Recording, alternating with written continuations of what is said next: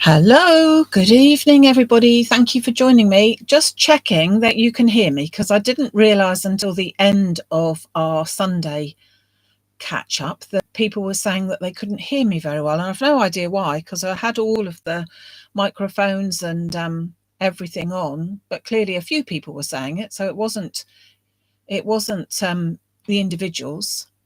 Can you hear me? Can you hear me? Hopefully you can. A few people will send a few thumbs up or whatever so that I know whether you can. Oh, blimey, people are starting talking about Christmas. Well, do you realise that 8 months today it's Christmas Eve? I mean, if you're going to start talking silly, let's start really talking silly. But in the meantime, we've got lots of nice things coming up. I have had a very large delivery today. So if you are looking out for the large leaves, the large daisy, the deco frames, and also the balloon bouquet kits, they are all back in stock. So we've got those over at the website. Nothing new per se today to show you. I wanted to show you a technique, and if you may recall, I was said that that's what we were going to do today, to make some backgrounds, because on Sunday, when you join me, we've got some wonderful new things to show you. I can't wait to show you those. All very exciting. But I needed to have a little preparation. So I'm going to do a little bit of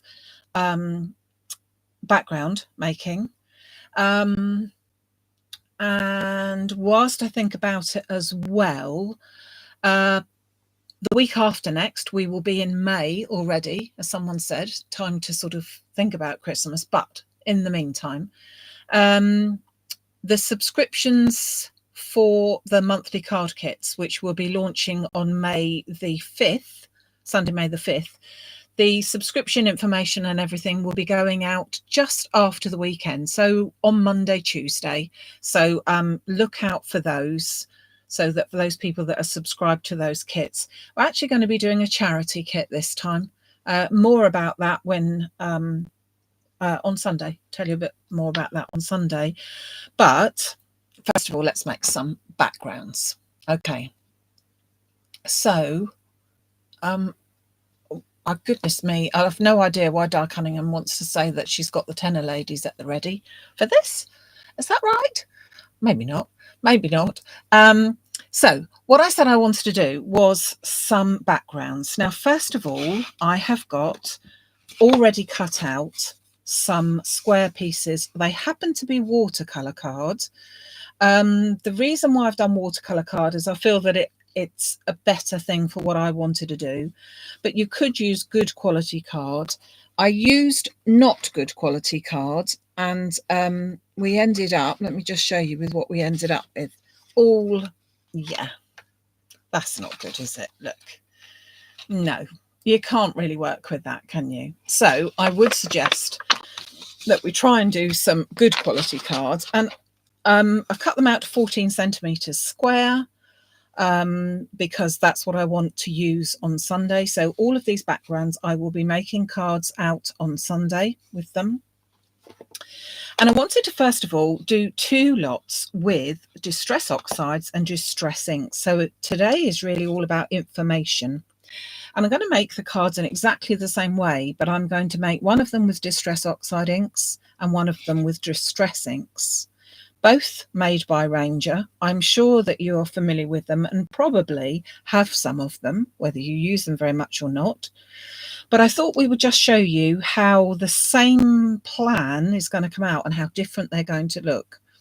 So I've used the colours Stormy Sky and Peeled Paint. So it's a bluey colour and a greeny colour. I've got exactly the same in Oxide and Distress inks. So they are the same. I've also got some brushes. Now, I'm going to use these as blending brushes, and I've got 2 lots. I have more recently, I've got some brushes. They're going to be going on the website, but I've more recently got them so that they are color coded, because I felt that that was an easier way of using them. So the greens go with the green and the blue goes with the blue, fairly straightforward. However, you should not cross-contaminate your brushes from oxide inks to distress inks. You could use your distress inks and then put it into the oxide inks, but once it's gone into the oxide inks, you could not go back to using the distress inks because it will ruin these ink pads. So subsequently, I keep these separate. So oxides, they always tend to be a lot more ink in them. I don't know why. They seem to soak in a lot more. And a little mark on there with a marker pen would be fine. I don't keep the same one brush for Stormy Sky and another brush for Speckled Egg, another brush for Salvage Patina, all in the blue range. I would use just one brush for a few of them. Obviously not the very dark ones, but you can get away with it. You don't need to have a different brush for every colour. I have, of course, though, got different brushes for the distress inks. So this is the peeled one for peeled paint, and this one I haven't even used yet, but it's going to be a blue one for the Stormy Sky. Okay, so I'm going to use them in exactly the same way to start off with, and we'll see what differences they will give us. So distress oxides in Stormy Sky and peeled paint first. Take the lids off, if I can, and load up my brush. Now I'm going to go with a sort of green half and a blue half and blending them in, and then we're going to do a bit more work with them. So distress oxides are an oil-based ink. They are very creamy. They are very thick.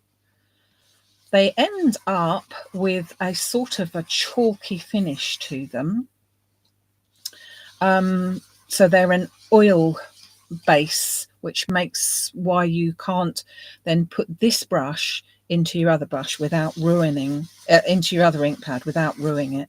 I'm not quite sure if you can see, but can you see that it's almost going on shiny?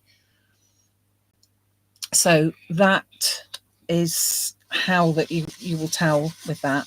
This is, as I said, a watercolor card, not particularly necessary, but I wanted a good quality card to show you.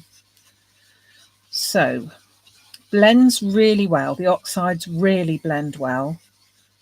And I have put that more or less all over that side. Okay, then I'm going to come in with my Stormy Sky, which again is my oxide. Turn it around that way because I prefer to work that way. But hold on a second, just need to get rid of this bit here. So I'm working on silicone work surface, which makes life easy just to wipe that all off. But obviously you could be using a silicone mat or various different various different mediums in order to put this on, even if it's just a piece of paper. So I'm going to bring this all in. You can see that I'm working from the edge and working up,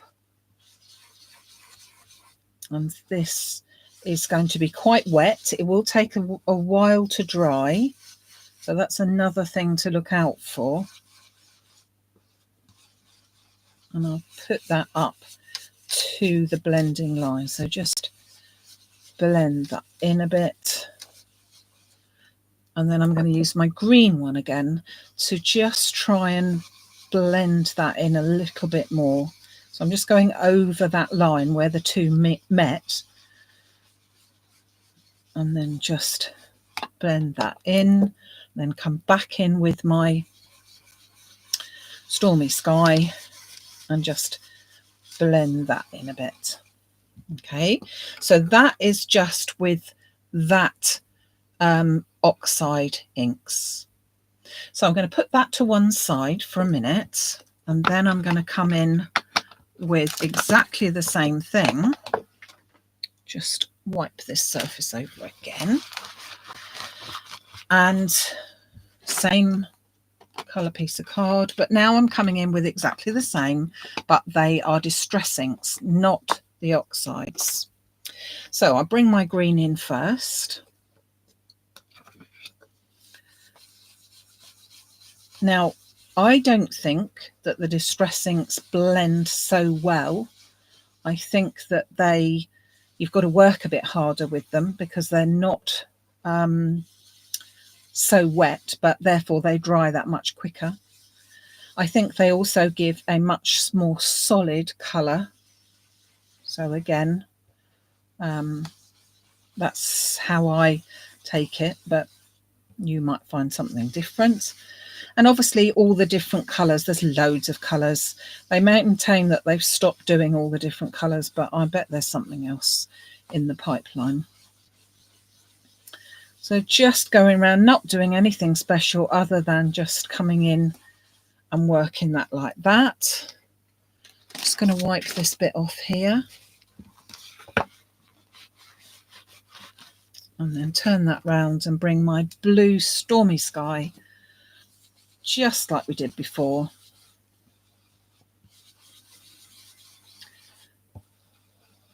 And just bringing that in. So I think this gives a patchier look, although you could keep going, of course. But we will experiment with them. So you can see when you see me on Sunday, you're going to be thinking, well, what on earth is she doing with these?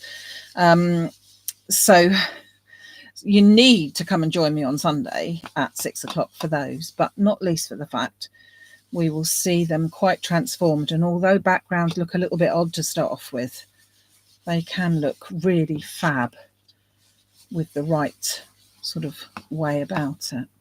So I'm just going to blend these in a little bit more. So I'm going over that exactly the same as I did with the oxides. And bring this one in just to blend those pieces in. So put those two together. Now, let's see at this stage what difference you can tell. So you can see that this one was made with the oxides, and I think it gives it's more of an opaque sort of finish. It's more of a chalkier finish, but it's kind of more solid there. Whereas this one, I can see the white card through. So it is quite different, even though we did exactly the same thing on there. So it's just gives you a different idea of how that actually pans out, how it works out. Now, then what do we do with it? Well, first of all, I'm going to use my Distress Oxides, and I'm going to bring in the two colours that I already used. So I'm then going to put a little bit of peeled paint onto the work surface of my silicone mat. I'm going to add a little bit of water to it. And then I'm just going to pick up my fan brush, get them on Amazon type of thing. And I'm just going to flick. So I need a bit more water there. Don't know why I put a lid on that. Why did I put the lid on that? Just going to flick this all over. Now, as it dries, it will give you that sort of funny little watercoloured look. The harder that you press, the harder that you flick with something like this, the quicker that the water will come out, the bigger blobs that you get. It will dry quite quickly, but it will dry so that they are blobs, if you can see what I mean. Can you see what I mean, where it's going? I'm just going to pat those blobs off, and you'll see then that it removes wherever the colour was. Can you see that? So it's a really, what they call a distressed look. Okay, so we can go like that. So that one is how I'm going to do that. All right. Now this one, I'm going to grab a stencil. Now the stencils that you could use could be absolutely anything that you wish, but I have picked up a Tim Holtz collection, and they are just made for something like this if you want the slightly distressed look. So you can see what the stencils are. They're sort of like a crackled glaze, a blobby bit, and a star swirl. I'm going to go for the blobby bits. I'm going to take, this is now the Distress ink ones. I'm going to take the same brushes that I used for it, but I'm not going to actually put any more ink on them. I'm just going to use the ink that was actually there. Okay, and I'm going to use this pattern and just go over it, but only on the green bits here. Just give it another little bit of a texture. Okay, and then I'm going to go with the blue up here just to give that another little bit of, I mean, it's not really clouds. Clouds would look fab if you wanted to make this into a proper scene as such. Can you just about see it? Just see that slightly different look there. Okay, so that is with your Distress inks. We could flick it with water. Same thing, we'll do a little bit of flicking down the bottom here.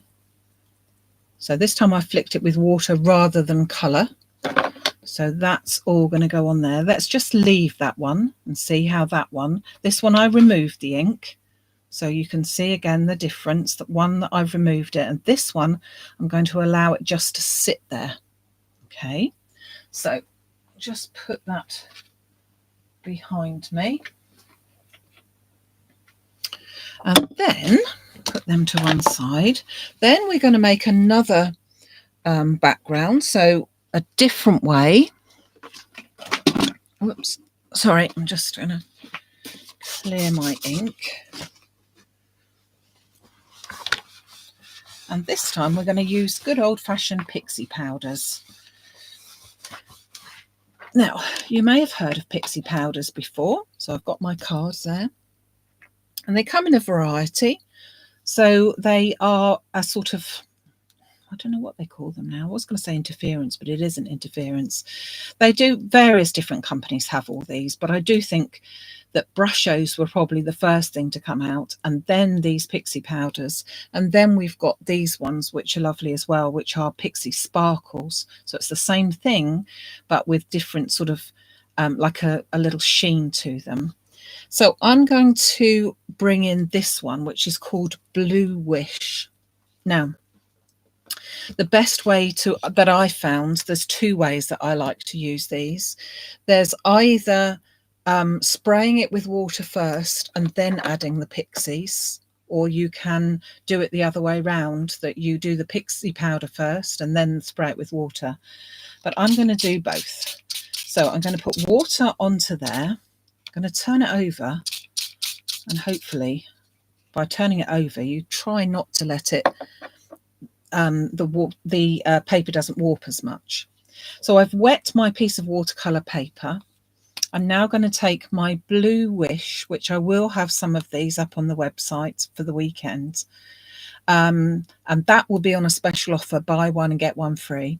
So the Blue Wish, though, I just tap it onto my piece of card, and as it hits the water, some of it will change, some of it will sort of explode a little bit, and some of it will just lie there and needs to be activated with water.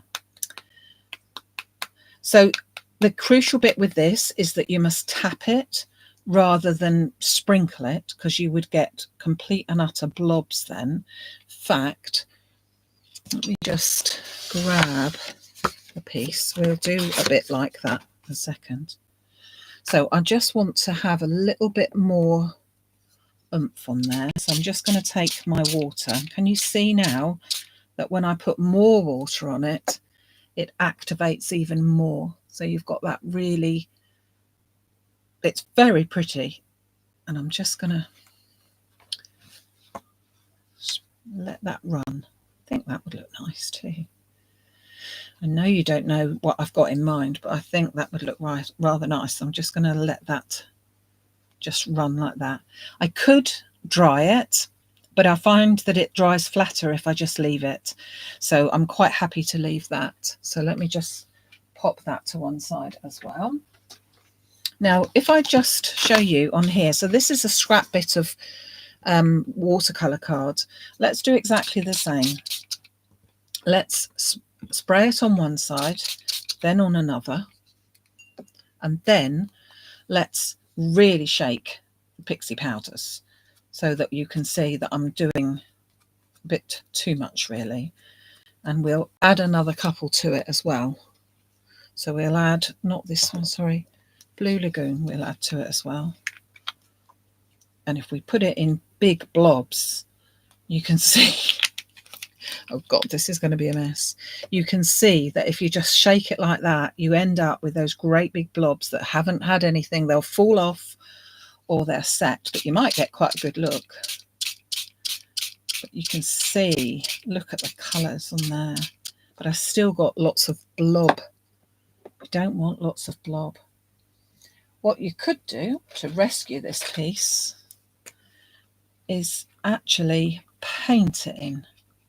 So wherever those bits are, just scribble it about. Now you've got an awful lot of water going on here.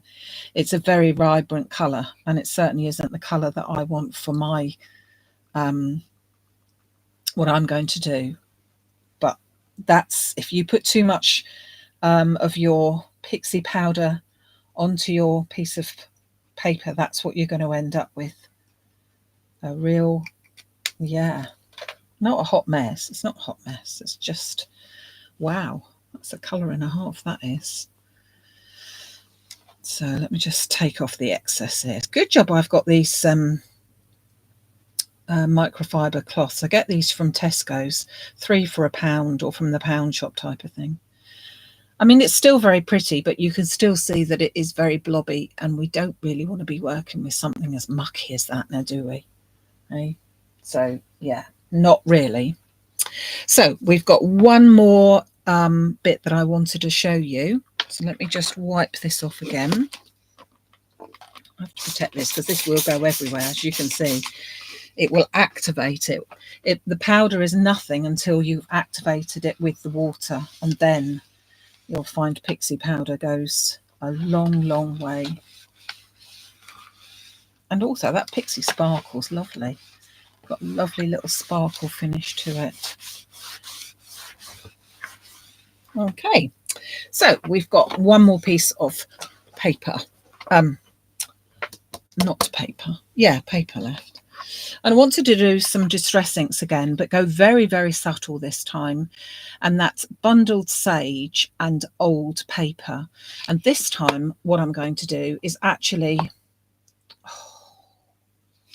June, if you're watching, June, are you sharing my pain that I've got ink everywhere? That was to show you how not to do it. Okay, because that is where you're going to get it. Anyway, with this one, I've got the old paper, and I'm going to go over the top like that. And then I've got the bundled sage, which is going to go at the bottom like that.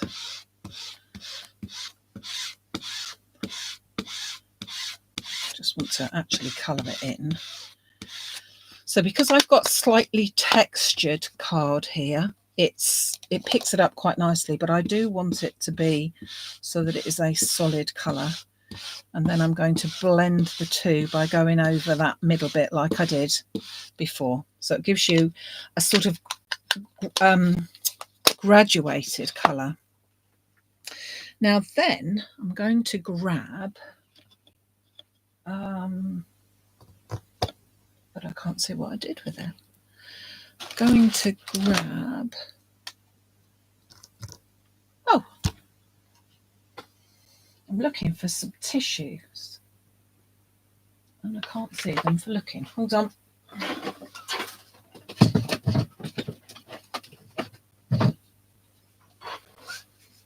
Put them in a safe place. Put them in a safe place. Okay. So that is all still very wet. Let me just wipe that over. Just going to go and grab the tissues. Bear with me.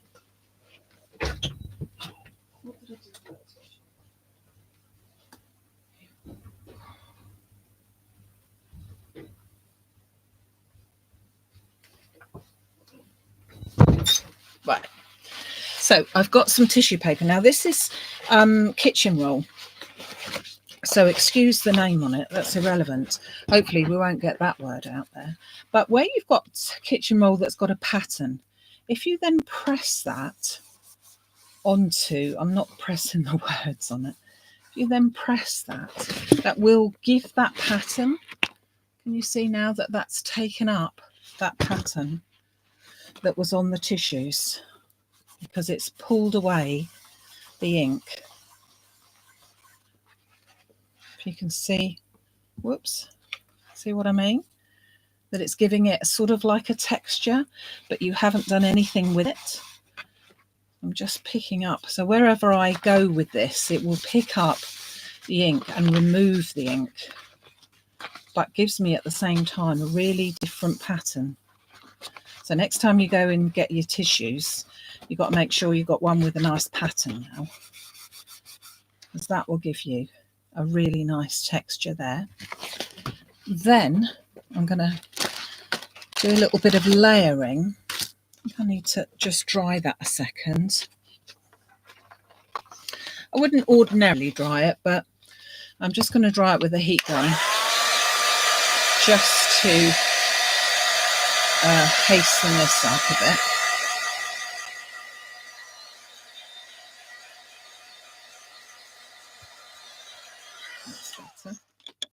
Because I use the distress inks for it, it dries quite quickly. If I'd have used this distress oxides, I'd still be here in about an hour trying to dry that. So be mindful of that. Then I'm going to layer it up with this. So I'm going to take, I've got a yellowy colour. I'm going to go with that. I'm going to pick some of that up. I'm going to come in from the outside just to take this off. And I've got sort of like a crackled glaze. Let's try this one. I can use that because it's a similar colour. That's better. So I'm putting that over. You can use any ones that you want to, but it just gives a really subtle colour. I think it's hard for you to see it, to be honest. But it will look really fab. Let me lift that up so you can possibly, yeah, I think you can see that it gives this other colour. So it's in real terms, it's old paper at the top and bundled sage at the bottom, which in actual fact they show up as being like two very similar greeny colours to me, but they're just ideal for what I want to be using this for on Sunday.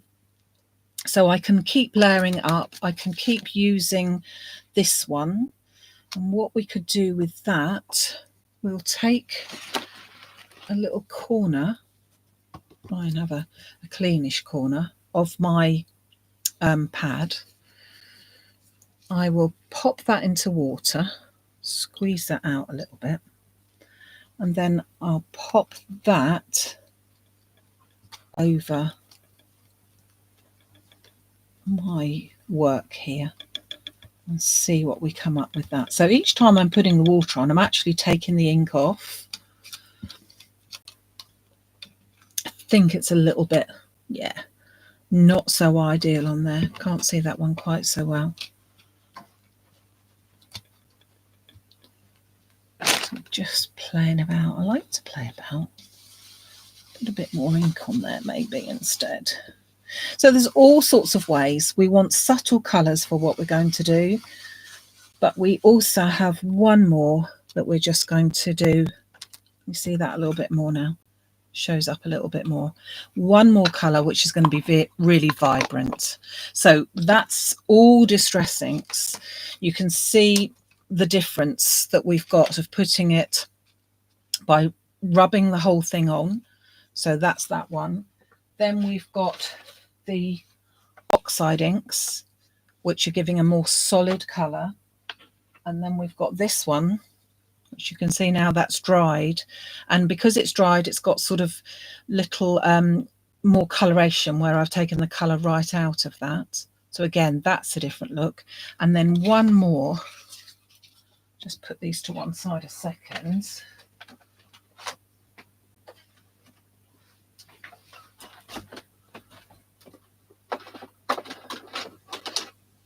And I'm going to use my watercolour shimmer inks just to do one more background, and then on Sunday we'll see which one it is that we really like the most. So this one is, again, I'm going to do it on a piece of watercolour card. I'm going to trim that down again to the 14 by 14 just so that that's all ready for me. And I'm going to make this into, because this is a much more subtle colour, I'm going to make this into more of a sort of ombre effect, I think you would call it. Okay. And to put onto here, I'll be using a flat brush, so something like this, and water, which I need to activate my actual colours here. I've got the colour range here, which is greens and purples, but it comes in a variety of different colours. So we will go with whatever we want to. I'm going to spray it slightly, and then I'm going to spray, actually I won't spray, I'll pick up with water, I think. And I'm going to go for the lightest colour, is going to be at the top or the bottom. Lightest colour, we'll do a light blue, and that'll be at the top. So we'll keep up the same theme. So I'm just putting that in. You could use any watercolours, you could use any aqua markers, that type of thing, and just blend that in. So when I've done about a third of the way, I'm then going to go in with slightly darker blue. It's got sort of like a purple hint to it, that one. And then I'm going to go in for an aqua colour. You can see now it's changing. And because this is a shimmer one, when it dries, it will have that sort of shimmer as if someone sprayed it. But again, this is all just background. So if you have the time and you're in a mucky mode and you want to sort of think, well, I'll have a go, but I don't like getting mucky very much, I'm with you there. But in this case, to make up these ready, need a darker colour than that, don't we? I think that is what you probably need to do. I've always got some of these ones lying around. When they all dry, they will look slightly different. So if the colours that you've put on are rather dark and heavy, they will look a bit different. Whoops, you can see that that's warping slightly, but it will, when it dries off, it will do. I'm going to go back with some darker colours up here. So I'm just blending them in. And as I said, if you can join me at 6 o'clock on Sunday evening, all will be revealed why I wanted to make all of these so early on. And hopefully you'll agree with me that what you see is, oh, that's what you wanted, was it?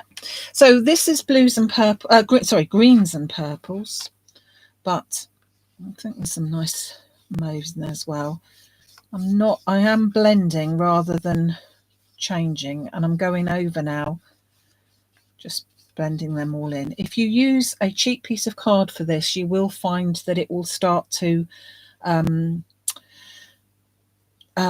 what's the word? Sort of buckle, not buckle, like a jumper does. What does a jumper do when it gets old? It's sort of like all little bits of fluff on it. That's what will happen to this if you're not careful. Pill, is it? I don't know. Right, okay, I'll stop there. So now let me show you all of what we've done for preparation. So let's take that to one side so that you can see. So we first of all used the Distress Oxide inks in Stormy Sky and Peeled Paint. We blended them together, remembering that the blending brushes or the tools that you use should not be interchanged if you're using Distress inks as well. They should be kept separate because of the oil base that the oxides are in. I then sprinkled and splashed it with water and removed that with a tissue so that we took it straight out. So wherever those splats went, the colour has completely gone. So that was our Distress Oxide. Then we used our Distress inks, again in the same colours, Stormy Sky and Peeled Paint, but a different look. Let's put that into comparison. Now that they've started to dry, you can see that that's sort of got like a more of a milkier finish, but this is deeper. Yeah. So it is a different look, same colours, but a different look, and put on as much of it. But this one blends much better than this one does. Splattered it with water again and left it this time. So you've got more of a colour underneath, whereas those are much more pale. So that's your Distress inks. Then we used the Pixie powders, which are these. Now they're beginning to dry off now. Hopefully you can see that there is a sheen to it. It looks as if it's wet, but it isn't. There is a sheen to that now. So we'll do a bit more of that on Sunday with that one. Then we took our textured piece and we put our different inks this time. We used Distress inks again, but this time we used old paper and bundled sage and wiped them across, and then started to use tissues and things to take some of the colour off, put a little bit more on with stencils, that sort of thing. And then finally, we then went in for the easy one of them all, and that is using the Cosmic Shimmer watercolour, iridescent watercolour palettes.